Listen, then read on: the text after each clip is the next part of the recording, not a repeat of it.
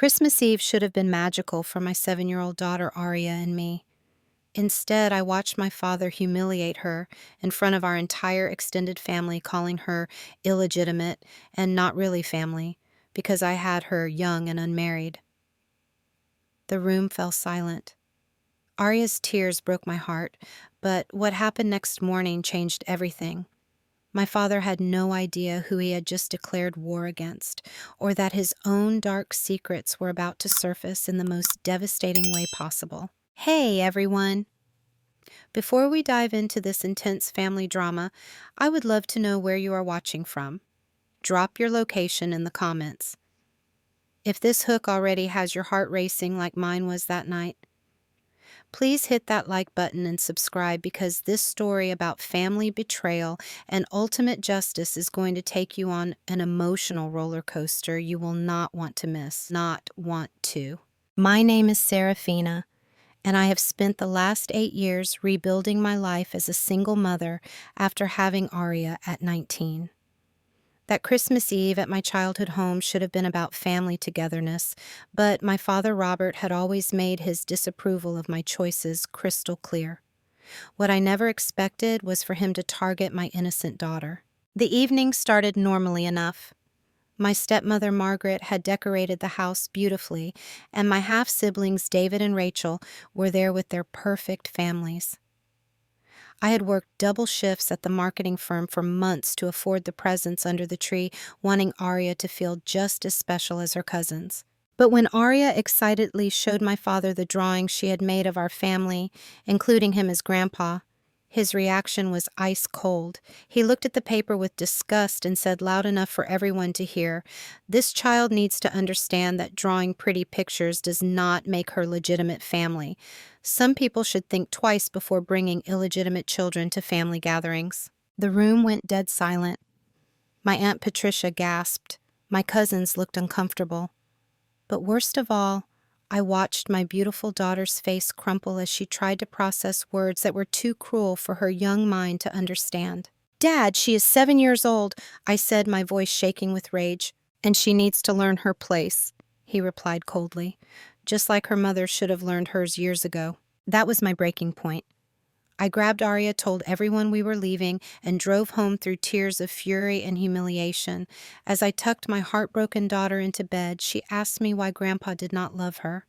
I had no answer that would not destroy her further. But as I sat in my living room that night, something inside me shifted.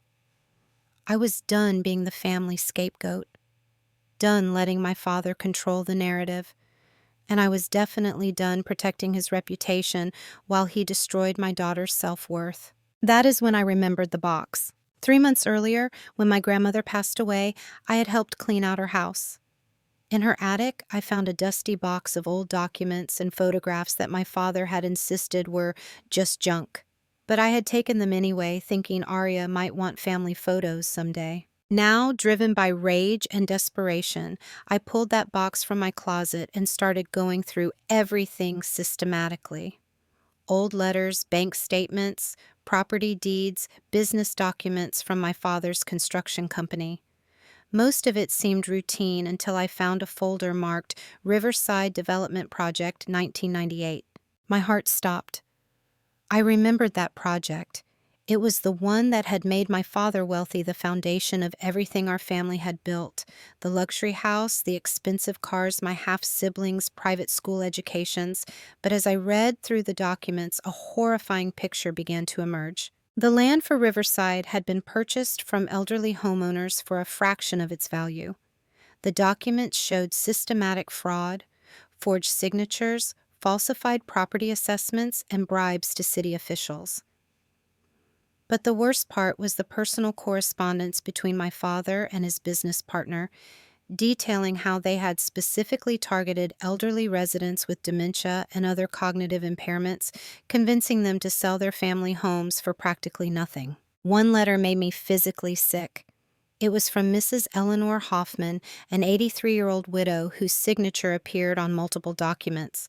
But her handwriting in this letter was shaky, confused, as she begged my father to explain why men were forcing her from the home where she had raised her children.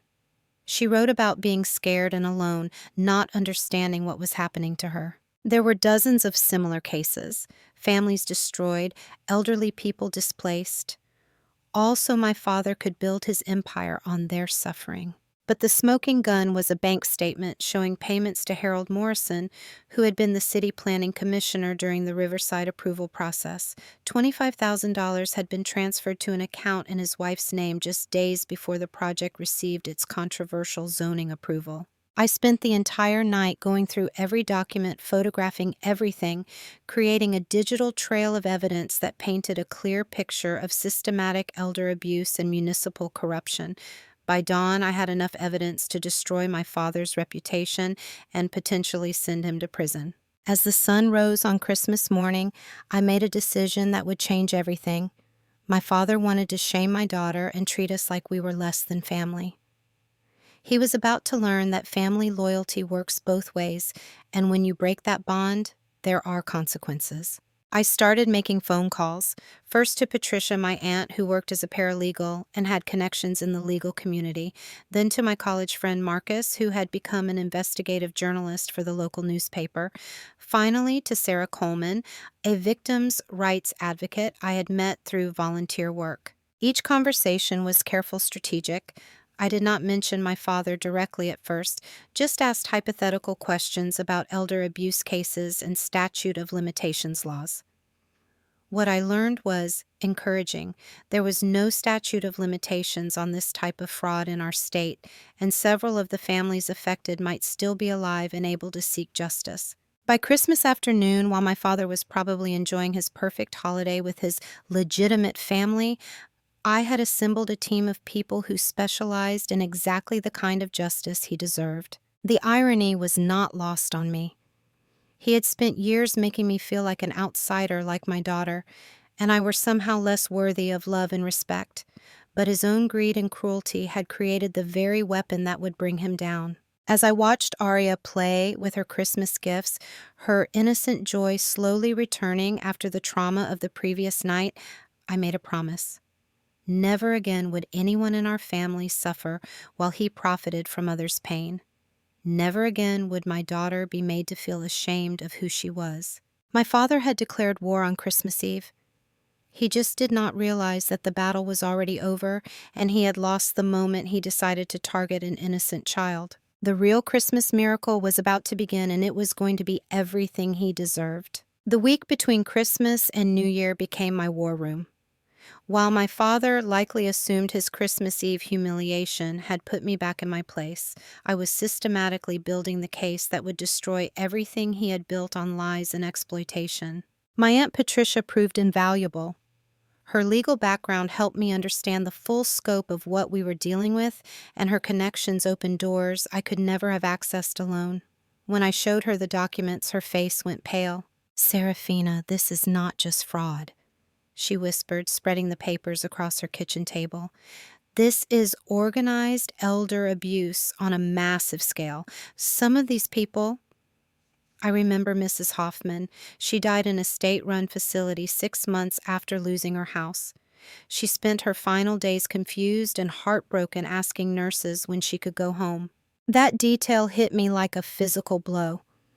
Mrs. Hoffman had died because of my father's greed, and I had been living off the profits of her suffering my entire life. The guilt was overwhelming, but it also crystallized my resolve. This was not just about defending my daughter anymore. This was about justice for every elderly person whose final years had been destroyed by my father's scheme. Patricia introduced me to Detective Maria Santos, a specialist in white-collar crime who had been investigating similar elder abuse cases for years.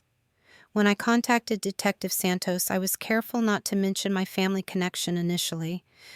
I simply said I had come across documents that might be relevant to her work. Our meeting was at a coffee shop downtown, and I was nervous as I slid the folder across the table to her.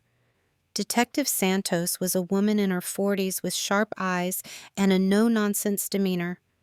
As she reviewed the documents, her expression grew increasingly serious.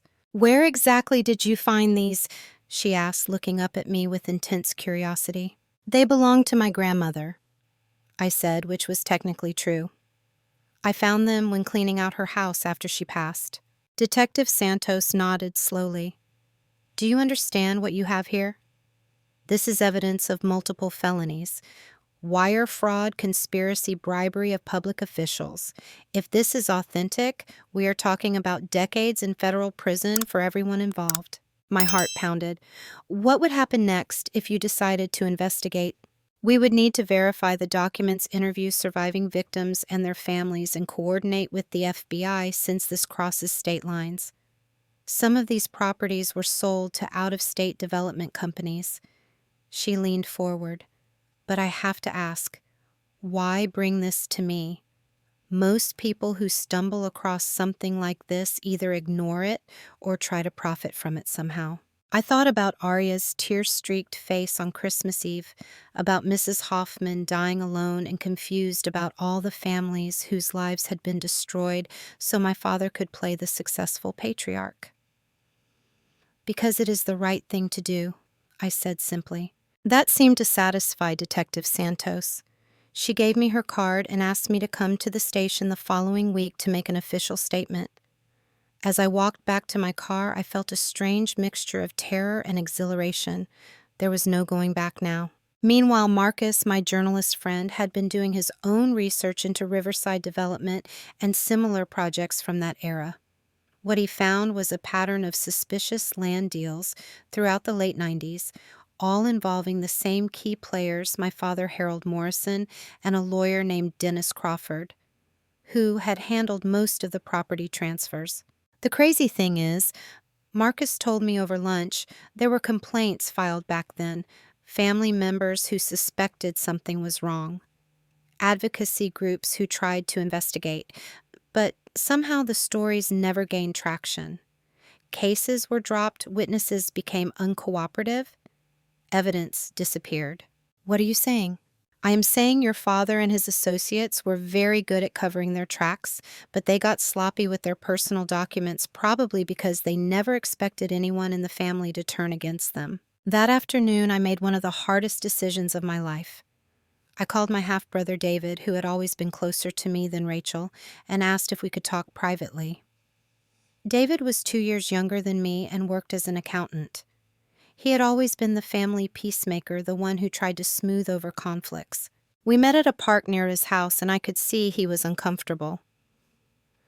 Look, Sarah, if this is about Christmas Eve, Dad feels bad about what happened. He was drinking, and you know how he gets... David, stop, I interrupted. This is not about Christmas Eve. Well, it is, but it is much bigger than that. I took a deep breath. I need to ask you something, and I need you to be completely honest with me. In all the years you worked summers at Dad's company, did you ever see anything that seemed wrong? Anything that made you uncomfortable? David's expression shifted, becoming guarded. What do you mean? I mean exactly what I said. Did you ever see Dad or his partners do anything that seemed unethical or illegal? For a long moment, David was quiet. Then he sighed heavily. There was something. This was maybe 5 years ago when I was helping with the books during my winter break from college. I found these cash payments that did not make sense. Large amounts going to people who were not employees or contractors. When I asked Dad about it, he got really angry and told me to mind my own business. Do you remember any names? One of them was Morrison, Harold Morrison. I remember because I thought it was weird that Dad was paying someone with the same last name as that old city commissioner. My blood ran cold. Harold Morrison had not been just taking bribes in the 90s. He was still taking them, which meant the corruption was ongoing. This was not just about past crimes. My father was still actively engaged in illegal activity. David, I need to tell you something, but first you need to promise me that you will hear me out completely before you react. Sarah, you are scaring me. Good, because you should be scared. We all should be scared. I pulled out my phone and showed him some of the photos I had taken of the documents. Dad is not the man we thought he was. And everything we have, this comfortable life, our educations, this family's reputation, it is all built on the suffering of innocent people. As David scrolled through the images, his face grew ashen. I watched my little brother's world crumble in real time, just as mine had a week earlier. But I also saw something else in his expression: relief, as if a puzzle he had been trying to solve for years was finally coming together. "What are you going to do?" he whispered. "What I have to do," I replied. "What you would do if someone had humiliated your child and you discovered they were a criminal. I'm going to make sure he faces consequences for what he has done." David was quiet for a long time. Finally, he looked at me with something that might have been admiration. "What do you need from me?" And that was how I knew I was not alone in this fight anymore. The first week of January brought developments that exceeded even my most optimistic expectations. Detective Santos had fast-tracked the investigation after the FBI confirmed that several of the Riverside documents contained federal crimes, and Marcus had convinced his editor that this was a story worth pursuing aggressively. But the most surprising ally came from an unexpected source: Margaret, my stepmother. I had always assumed Margaret was complicit in my father's business dealings, or at least willfully ignorant. She was his second wife, married to him for 12 years, and seemed to enjoy the lifestyle his money provided. But 3 days into the new year, she called me with a request that shocked me to my core. "Serafina, we need to talk," she said, her voice strained. "Can you meet me for coffee this afternoon? And please do not tell your father about this call." I found Margaret at a small cafe across town, looking haggard and nervous. She had always been impeccably put together, but today her hair was unkempt and I could see she had been crying. "I know what you found," she said without preamble as I sat down, "and I know what you are planning to do about it." My heart stopped. How could you possibly know that? "Because I have been waiting 8 years for someone to find those documents." Margaret's voice was barely a whisper. "I have been hoping someone in the family would finally discover what kind of man your father really is." The conversation that followed revealed a side of my family's story I had never imagined. Margaret had discovered my father's crimes shortly after they married when she accidentally opened mail addressed to him from Harold Morrison. Inside was a demand for more money and threats about what would happen if the payments stopped. "I was terrified," Margaret explained. "I confronted Robert about it, and he became violent. He told me that if I ever breathed a word to anyone about his business, I would disappear just like some of the other people who had caused him problems. He said no one would believe me anyway, and that I would lose everything." She pulled up her sleeve, showing me a faint scar on her wrist. "This happened the night I threatened to leave him. He said it was a warning about what happened to people who crossed him." I stared at her in horror. "Margaret, why did you not report this? Why did you not leave?" "Because I was a coward," she said, tears streaming down her face. "And because he convinced me that I was complicit. He showed me bank statements with my name on them, accounts I had never seen before that he claimed made me an accessory to everything he had done. He said if he went down, I would go down with him." This revelation changed everything. My father was not just a white-collar criminal. He was an abuser who had been terrorizing his own family for years. Margaret had been trapped in a nightmare, too scared to leave and too scared to speak up. "But when I saw how he treated Arya on Christmas Eve," Margaret continued, "I realized I could not stay silent anymore. That beautiful little girl does not deserve to suffer because the adults in her life are cowards. I have been a coward for too long." I reached across the table and took her hand. "What do you want to do?" "I want to help you destroy him," she said with a strength I had never heard from her before. "I have copies of financial records he does not know about. I have recordings of phone conversations where he talks about bribing officials and intimidating witnesses. I have been collecting evidence for years just in case I ever found the courage to use it." That afternoon, Margaret took me to a storage unit she had been renting under her maiden name. Inside were boxes of documents, recordings, photographs, and even some personal items that belonged to victims of my father's schemes. Things he had kept as trophies, which Margaret had secretly photographed as evidence of his callousness. Among the items was a music box that had belonged to Mrs. Hoffman, the elderly woman whose story had broken my heart. According to Margaret's notes, my father had taken it from Mrs. Hoffman's house during the forced sale, claiming it was compensation for his time. The sight of that innocent music box still playing a tinny version of Für Elise made me physically sick. He keeps trophies from all of them, Margaret explained. Jewelry, photographs, personal items that meant something to the families he destroyed. He thinks it makes him powerful having pieces of their lives. As we went through the evidence, I realized that Margaret's materials corroborated and expanded on everything I had found in my grandmother's documents. Together, we had enough evidence to prove a decades-long pattern of elder abuse, fraud, bribery, and witness intimidation. But Margaret's most valuable contribution was not documentary. It was testimonial. She had been present for conversations and meetings that no outsider could have accessed. She knew about offshore accounts, about properties purchased under false names, about threats made to potential witnesses. She was the inside source that could make this case ironclad. Detective Santos was ecstatic when I brought Margaret to meet her. "This changes everything," she told us. "With insider testimony and this level of documentation, we can pursue RICO charges. We are talking about organized criminal enterprise now, not just individual crimes." The plan that emerged over the following days was more comprehensive than anything I had originally envisioned. Detective Santos would coordinate with federal prosecutors to build criminal cases against my father, Harold Morrison, and Dennis Crawford. Marcus would publish a series of articles exposing the corruption and its impact on victims' families.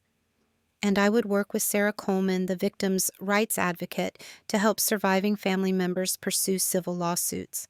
But the most emotionally satisfying part of the plan came from an unexpected source. David had been doing his own investigation into the company's current finances, and what he found was devastating for my father. "Sarah, you are not going to believe this," David told me during one of our secret meetings.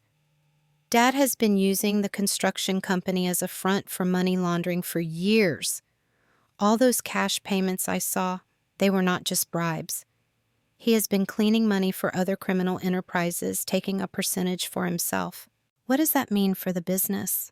It means when the FBI freezes his assets, and they will freeze everything once this goes public, the company will collapse overnight. All the employees will lose their jobs, but worse than that, Dad owes millions to some very dangerous people. People who will not be understanding about their money being frozen in a federal investigation. The irony was perfect. My father's greed had led him to make deals with criminals who would now become his enemies. His own illegal activity would ensure that even if he somehow avoided prison, his life as he knew it was over. As January progressed, I found myself sleeping better than I had in years. For the first time since becoming a mother, I felt like I was truly protecting my daughter, not just from immediate threats, but from a toxic family legacy that would have poisoned her life if left unchecked. Aria had started asking when we would visit Grandpa again, and I realized that she missed him despite what had happened. That broke my heart in a new way. My innocent daughter was mourning a relationship with a man who saw her as less than human. But soon she would understand that some people are not worthy of her love, no matter what they call themselves. The pieces were all in place. The evidence was overwhelming. The law enforcement agencies were ready to move. All that remained was choosing the perfect moment to spring the trap. My father thought he had taught me and my daughter a lesson about knowing our place in the family hierarchy. He was about to learn a lesson about what happens when you underestimate someone who has nothing left to lose and everything to fight for. The reckoning was coming, and it was going to be beautiful. February 14th arrived with bitter irony. Valentine's Day would mark the beginning of my father's destruction. Detective Santos had coordinated the timing perfectly simultaneous raids on my father's office, his home, and Harold Morrison's properties, while federal prosecutors unsealed indictments that would make headlines across the state. I was at work when my phone buzzed with a text from Detective Santos. "It's happening now." My hands shook as I excused myself from the morning meeting and locked myself in the bathroom waiting for the calls that would confirm my father's world was ending. The first call came from Margaret, her voice trembling with a mixture of fear and relief. "They're here, Serafina. FBI agents everywhere. They have search warrants for everything. The house, the cars, his office, even his safe deposit boxes. Robert is screaming about lawyers and demanding to know who betrayed him. Are you safe? I asked, genuinely concerned for her well-being. Yes, they've separated us for questioning. One of the agents told me I'm being treated as a cooperating witness, not a suspect. They said I might need protective custody if Robert makes bail. The second call came from David, who sounded shell-shocked. Sarah, it's chaos at the office. FBI agents are carrying out boxes of files and Dad's computer is being seized. All the employees are being questioned. The news vans are already showing up. But the call that satisfied me most came from Marcus. The story goes live in 20 minutes, he said. Front page of tomorrow's paper, but the online version is posting now. The headline is Local Construction Magnate Charged in Decades-Long Elder Abuse Scheme. Are you ready for this?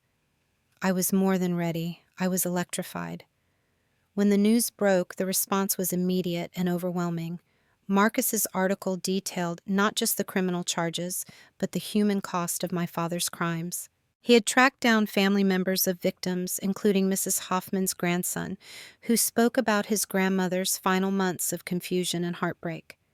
The most powerful part of the article was a sidebar listing all the properties in the Riverside development alongside the names and ages of their former owners. Seeing it laid out like that, dozens of elderly people systematically cheated out of their life savings, made the scope of the crime impossible to ignore. By noon, every major news outlet in the state was covering the story. By evening, it had gone national. The images of my father being led away in handcuffs, looking confused and furious, played on repeat across every channel. But the real destruction was just beginning. David's prediction about the business collapse proved accurate. Within hours of the FBI raids, vendors started demanding immediate payment for outstanding invoices. By the end of the week, the construction company had filed for emergency bankruptcy protection. More devastating were the civil lawsuits that began flowing in immediately. Sarah Coleman had been busy contacting families of victims, and many had decided to pursue civil action for damages that went far beyond the original property values. Pain and suffering, wrongful death, elder abuse penalties. The potential liability was in the tens of millions.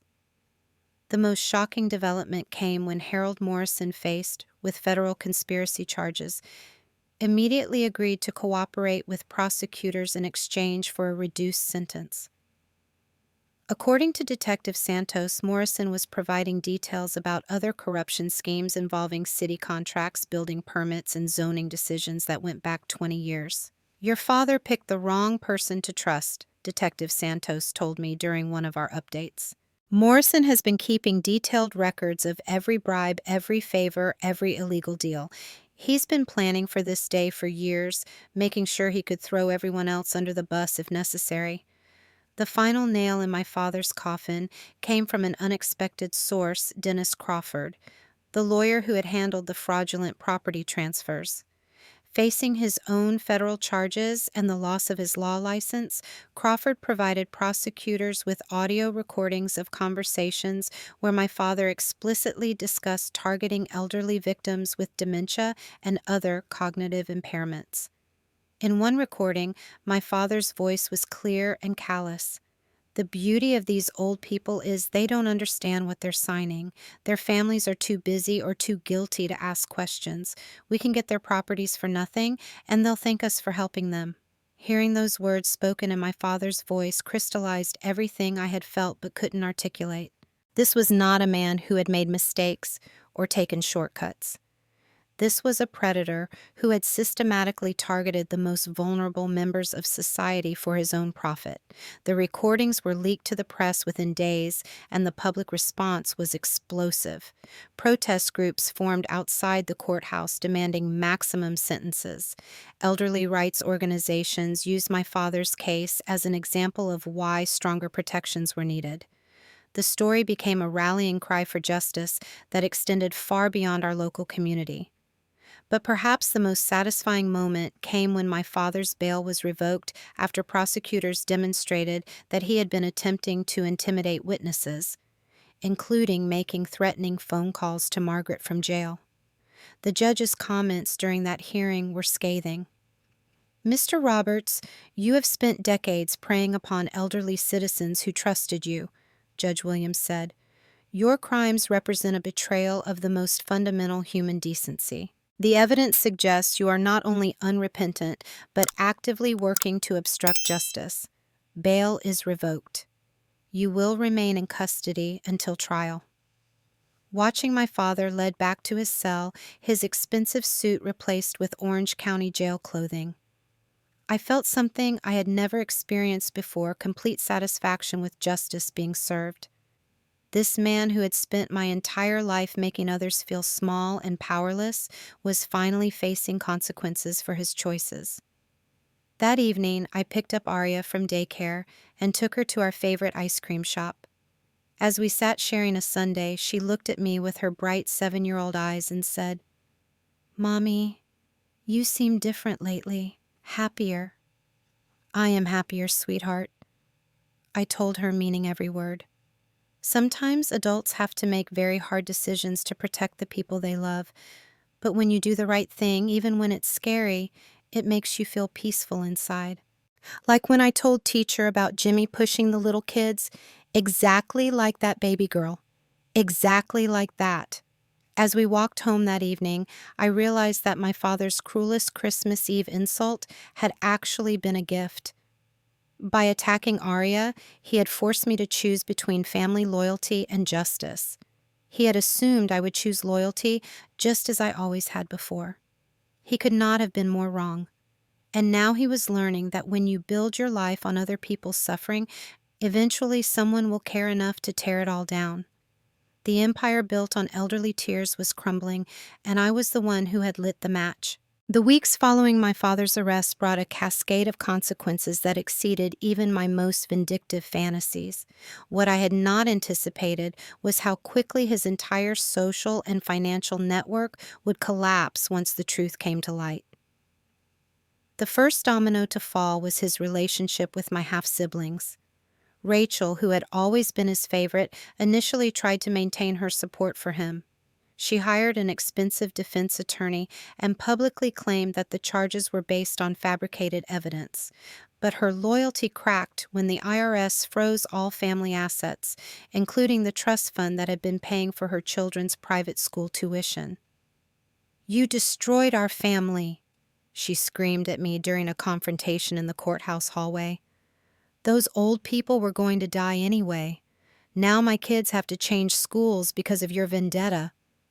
"Those old people died homeless and heartbroken because of your father's greed," I replied calmly. "Your children will recover from changing schools." Mrs. Hoffman never recovered from losing everything she worked her entire life to build. Rachel's public support for my father evaporated completely when additional evidence emerged showing that he had been stealing from her trust fund for years, using her inheritance to finance his money laundering operations. The betrayal cut deep. Not only had he destroyed other families, he had been stealing from his own daughter while letting her believe she was wealthy. David's reaction was different, but equally devastating for my father. As the family accountant, David had access to records that proved our father's guilt beyond any doubt. When prosecutors offered him immunity in exchange for his cooperation, David did not hesitate. "I loved him," David told me after his first day of testimony. "But I loved the father I thought he was not the monster he actually is. The man sitting in that courtroom is a stranger to me." David's testimony was particularly damaging because it covered recent crimes proving that my father's criminal enterprise was ongoing rather than a relic of the past. His detailed knowledge of the money laundering operations provided prosecutors with evidence to pursue additional charges that could add decades to my father's sentence. But the most unexpected consequence was the impact on Margaret. Free from my father's control for the first time in 12 years, she began rebuilding her life with a determination that amazed everyone who knew her. She filed for divorce, immediately moved into her own apartment, and started seeing a therapist to process years of abuse and intimidation. I feel like I'm waking up from a nightmare, she told me during one of our weekly coffee meetings. I had forgotten what it felt like to make my own decisions without being afraid of the consequences. Margaret's transformation was remarkable to witness. The nervous, submissive woman I had known was replaced by someone confident and purposeful. She started volunteering with elder abuse prevention programs, using her experience to help other families recognize warning signs of financial exploitation. The civil lawsuits proceeded even faster than the criminal case.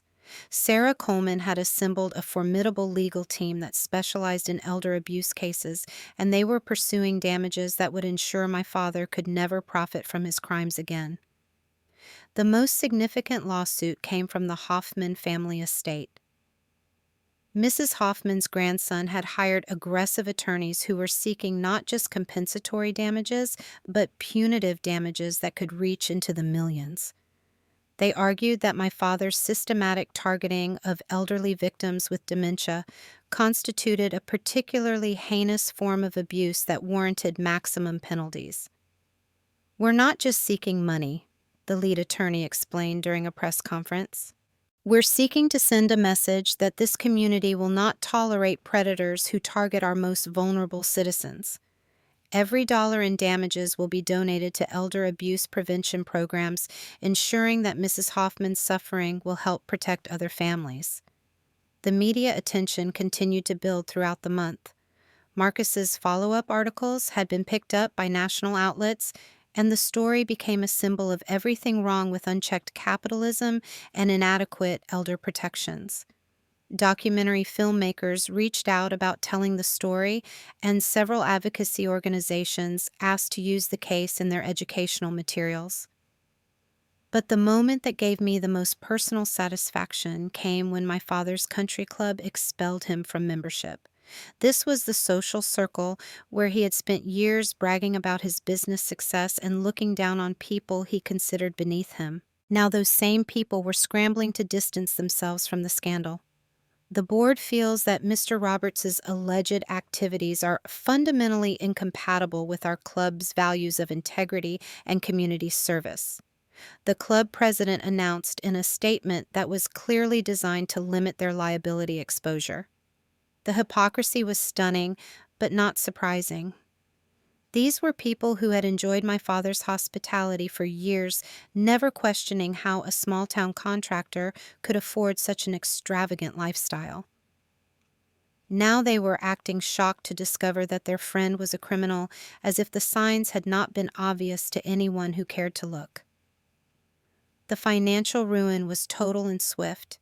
Beyond the frozen assets and pending civil judgments, my father faced massive legal bills that were depleting what remained of his resources.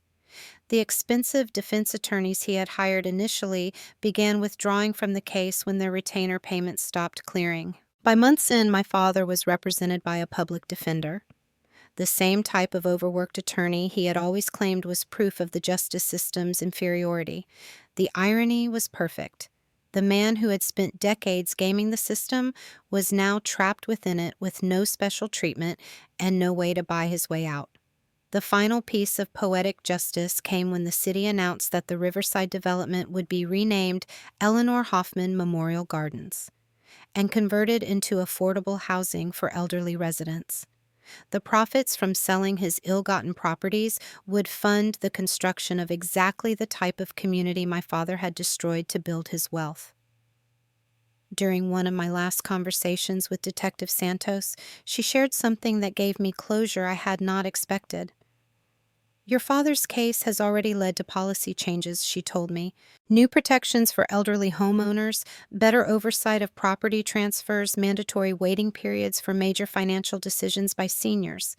His crimes are going to prevent countless other families from suffering the same losses." As February turned to March, I realized that my Christmas Eve decision had accomplished something far greater than personal revenge. By choosing to expose my father's crimes, I had not only protected my daughter from a toxic family legacy, I had helped ensure that other families would be protected from predators like him. The man who had tried to shame my daughter into accepting a lesser place in the world had instead created a legacy of justice that would protect vulnerable people for generations to come. Sometimes the most powerful revenge is simply letting the truth set everyone free. 6 months after that devastating Christmas Eve, I stood in Judge Williams's courtroom, listening to my father's sentencing. The federal prosecutors had recommended 25 years, citing the scope of his crimes and his complete lack of remorse. His own attorney had asked for leniency based on his age and health, arguing that a lengthy sentence would essentially be a death penalty. Judge Williams was unmoved by the defense plea. "Mr. Roberts, you spent decades systematically targeting the most vulnerable members of our community. You stole not just money, but dignity, security, and peace of mind from elderly citizens who deserved protection, not exploitation. The court sentences you to 30 years in federal prison with no possibility of parole before serving 25 years. 30 years. At 68 years old, my father would likely die in prison. As I watched him led away in shackles, I felt no sadness, no regret, no family loyalty tugging at my conscience. I felt only the peaceful satisfaction of justice finally served. The civil settlements had been finalized the previous month. Between the multiple lawsuits and asset forfeiture, every penny of my father's wealth had been redistributed to victims' families or donated to elder abuse prevention programs. The house I grew up in, the cars, the boat, the country club membership, all of it liquidated to pay for the damage he had caused. Margaret received nothing in the divorce settlement by her own choice. "I don't want anything that came from their suffering," she had told her attorney. "I want to rebuild my life with clean money earned through honest work." She had kept that promise, finding employment with a nonprofit that helped abuse survivors and rebuilding her life one honest decision at a time. We had grown close through this ordeal, bonded by our shared experience of discovering who my father really was. She had become the maternal figure in Arya's life that my own mother had never been able to be. David had used his immunity deal to completely distance himself from the family business, finding work with a reputable accounting firm that specialized in forensic auditing. His testimony had been crucial in securing convictions against Harold Morrison and Dennis Crawford, both of whom received substantial prison sentences of their own. "I sleep better now," David told me during one of our regular dinners. "For years, I knew something was wrong, but I convinced myself I was imagining things. Now I know I was right to be uncomfortable, and I'll never ignore that feeling again." Rachel had struggled more with the aftermath. Her children had indeed been forced to change schools when the trust fund evaporated, and she had been required to find employment for the first time in her adult life. The adjustment was difficult, but I saw signs that she was finally beginning to understand the magnitude of what our father had done. "I used to think you were jealous of our family," she admitted during a tentative reconciliation lunch. "I thought you couldn't handle that Dad loved us more than you. I never realized that what I thought was love was actually manipulation. He kept us dependent on him so we wouldn't ask questions about where the money came from." The most beautiful outcome was watching Arya thrive in the months following my father's imprisonment. Without the toxic influence of his conditional love and cruel judgments, she had blossomed into a confident, empathetic child who understood that family was about love and loyalty, not blood and manipulation. "Mommy, do I still have a grandpa?" she had asked me shortly after the sentencing. "You have the grandfather who hurt our family and is now in prison," I explained carefully. "But you also have chosen family, people who love you completely and will always support you. Margaret, Uncle David, Aunt Patricia, and all the friends who have become our family. Those are the relationships that matter." Arya had nodded solemnly, processing this concept with the remarkable adaptability of childhood. "I like our chosen family better," she concluded. "They're nicer to us." The media attention had eventually died down, but the impact of the case continued to ripple through our community. The new elder protection laws had prevented several similar schemes from succeeding, and other families had come forward with their own stories of financial exploitation, leading to additional prosecutions. Marcus had won a state journalism award for his coverage of the case, and he often told me that my decision to come forward had been the most important story of his career. "You didn't just expose one criminal," he said. "You changed how this entire community thinks about protecting vulnerable people."